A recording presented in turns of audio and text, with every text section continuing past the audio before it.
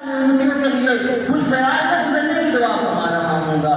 تو نبی کریم صلی اللہ علیہ وسلم جو تھے وہ مومنوں کے لیے بڑے مہربان رہے ہیں. تو ہمیں بھی اپنی اولاد سے بڑھ کر، اپنے والدین سے بڑھ کر، تمام کائنات کی ہر چیز سے بڑھ کر، نبی سے بڑھ کر محبت کرنی چاہیے. حضرت معاویہ بن حکم رضی اللہ تعالیٰ عنہ آپ سے مروی حدیث پاک، آپ فرماتے ہیں کہ ایک دفعہ نماز کے دوران ایک شخص نے چھینک آئی مجھے، تو میں نے نماز کے دوران یہ رحمت اللہ کہہ دیا. صحابہ کرام نماز کے بعد مجھے بڑے تلخ لہجے میں مجھے سمجھانے کی کوشش کر رہے تھے. تو اللہ کے نبی کو پتہ چلا اس بات کا، تو آپ نے مجھے بلایا. تو فرمانے لگے کہ نبی کریم صلی اللہ علیہ وسلم نے مجھے اس انداز میں سمجھایا کہ اللہ کی قسم سمجھانے کا یہ انداز نہ پہلے میں نے کبھی دیکھا نہ بعد میں نے کبھی دیکھا. تو فرمانے لگے کہ میں جب نبی کریم صلی اللہ علیہ وسلم مجھے سمجھا رہے تھے تو اس طرح سمجھا رہے تھے جیسے کسی چھوٹے بچے کو سمجھایا جاتا ہے. حضرت انس فرماتے ہیں کہ میں 10 سال حضور کی خدمت کرتا رہا تو نبی کریم صلی اللہ علیہ وسلم نے آج تک مجھے نہیں جانتا. تو دوستو، جن لوگوں نے نبی کریم صلی اللہ علیہ وسلم کی عزت کی، اس دور میں بھی آپ کی تعلیمات پہ عمل کیا، ان کا مقام بڑھ گیا. حضرت عبداللہ بن عمر جب مسجد نبوی تھی اس وقت عورتیں بھی نماز پڑھنے کے لیے نبی کے دور میں آیا کرتی تھیں.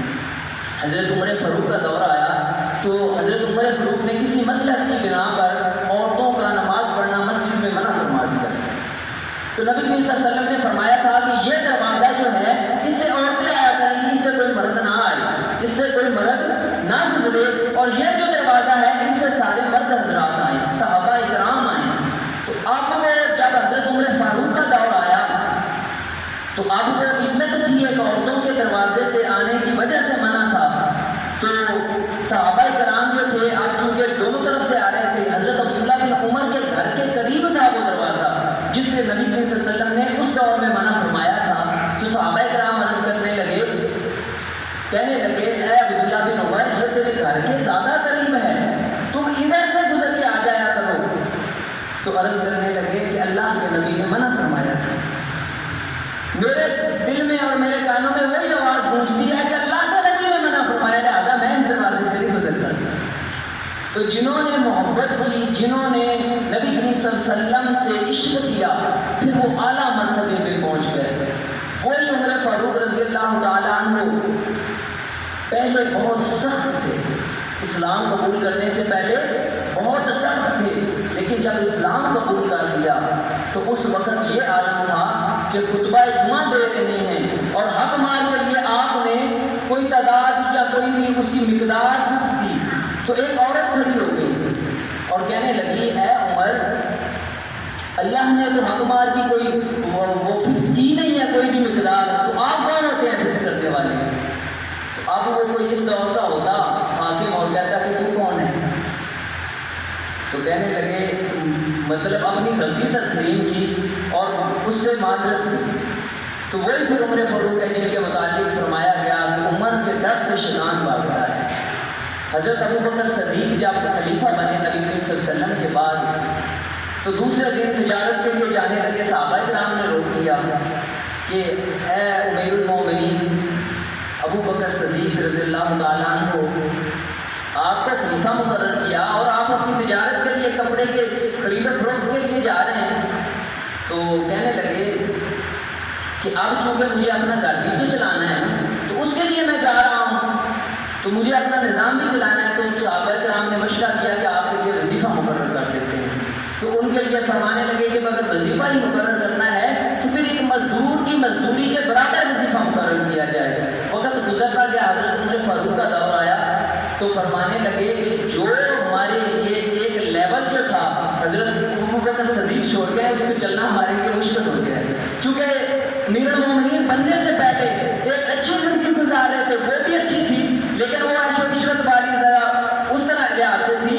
لیکن جب امیر المومنین بنے تو پھر حضرت ابو بکر صدیق کی بات کرتے ہیں کہ جس طرح ایک مزدور کی مزدوری کے برابر اس طرح گزارا کرنا پڑتا ہے. تو وہ لوگ تھے جنہوں نے نبی کریم صلی اللہ علیہ وسلم سے اس حد تک محبت کی، تو پھر اللہ تعالیٰ نے ان کے لیے بڑے مقام جو ہے وہ رکھے. حضرت غزوہ تبوک کا موقع تھا، صحابہ کرام سے کہا گیا کہ غزوہ کے لیے معلومات چاہیے. حضرت عمر فاروق رضی اللہ تعالیٰ عنہ ہر دفعہ کوشش کرتے تھے کہ میں جو ہے حضرت ابوبکر صدیق سے زاویہ لے کے لینی ہے. ہر دفعہ یہی ہوتا تھا کہ ان سے بڑھ جائیں. تو اب سوچا کہ آج گھر کا جو ہے نا آدھا سامان جو ہے نا وہ اللہ کی راہ میں پیش کرتے ہیں. اور دل میں یہ خیال تھا کہ آج تک ابوبکر سے میں بڑھ جاؤں گا. جب اپنا سارا معلومات لے کے نبی کریم صلی اللہ علیہ وسلم کی بارگاہ میں آتے ہیں تو اتنی دیر میں حضرت ابوبکر صدیق بھی آتے ہیں. اپنے گھر سے جو بھی سامان تھا سارا لے کے یہاں تک کہ اپنی دیواروں کے ساتھ اپنے ہاتھ کو مس کر کے دیکھا کہ کوئی سوئی تک تو نہیں باندھ گئے. تو سارا سامان لے کے آئے حضور کی بارگاہ میں. تو حضور نے پوچھا ہے ابوبکر یہ بتاؤ کہ گھر میں کیا چھوڑ کے آئے ہو. یہ بتاؤ گھر میں کیا چھوڑ کے آئے ہو, گھر والوں کے لیے کیا چھوڑ کے آئے ہو.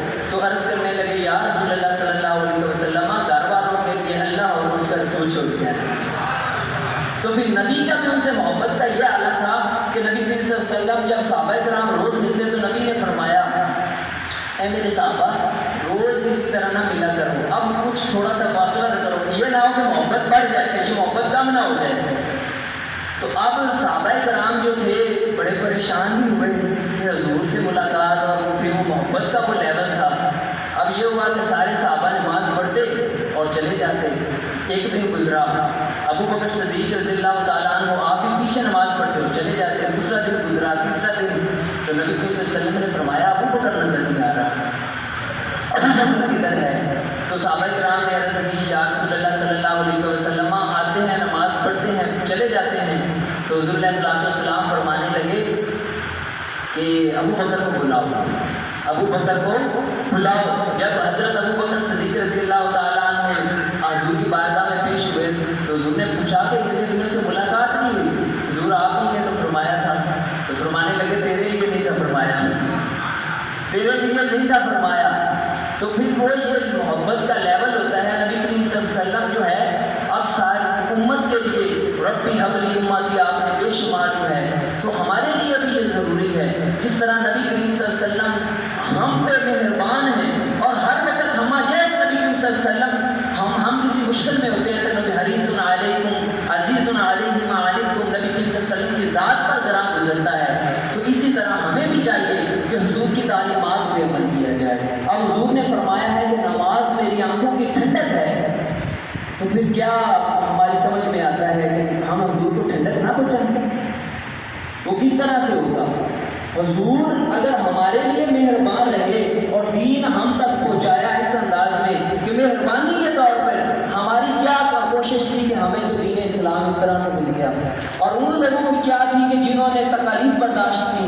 حضرت بلال نے کتنی مشکل سے, حضرت سلیمان فارسی اور دیگر صحابہ جو غزوہ بدر میں تھے, غزوہ احد میں تھے اور دیگر انہوں نے مشکلات برداشت کی. تو ہمارے لیے یہی کیا کافی نہیں ہے کہ ہم بغیر کسی کوشش کے مسلمان ہیں اور نبی کریم صلی اللہ علیہ وسلم کے امتی ہیں. تو اس لیے اگر نبی کریم صلی اللہ علیہ وسلم کی جو تعلیمات ہیں ان پہ عمل کیا جائے. اب فرمایا کہ نماز میری آنکھوں میں ٹھنڈک ہے تو اس پہ عمل کیا جائے. اب ایک اللہ کے نیک بندے ہیں, انہوں نے مجھے ایک نصیحت فرمائی تو میں سب لوگوں کو چاہوں گا فرماؤں.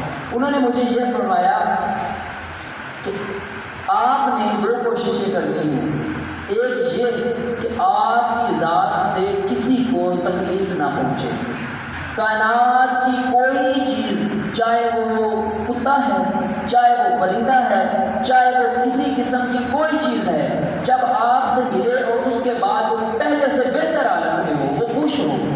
اب ہم یہ سمجھیں کہ صرف نماز پڑھنا, روزے رکھنا, حج, زکات یا دیگر یہ جس ایک عبادت ہے. تو عبادت کے ساتھ حقوق العباد بھی ہے. کیا ہم یہ دیکھتے ہیں کہ ہم جو رزق کھا رہے ہیں وہ حلال طریقے سے؟ ہمیں یہ بھی دیکھنا ہے کہ اگر نبی کریم صلی اللہ علیہ وسلم نے فرمایا ہے کہ جھوٹ تمام برائیوں کی جڑ ہے, تو کیا ہمیں نبی کریم صلی اللہ علیہ وسلم کی سنت پہ عمل نہیں کرنا؟ کیا ہمیں دیکھنا ہے کہ ہماری وجہ سے ہمارے ہمسایہ تکلیف میں تو نہیں ہے؟ کیا ہمارے ناب ڈول میں فرق تو نہیں ہے؟ کیا ہم جو زندگی گزارے ہیں اس کا ایک مقصد ہے؟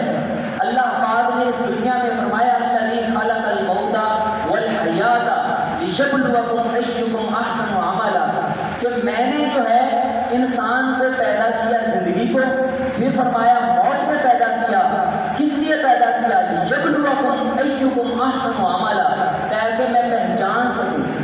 تاکہ میں پرکھ سکوں، آزما سکوں تم میں سے کون کون ہے ایکم احسن عملا، جو نیک اعمال کرتا ہے۔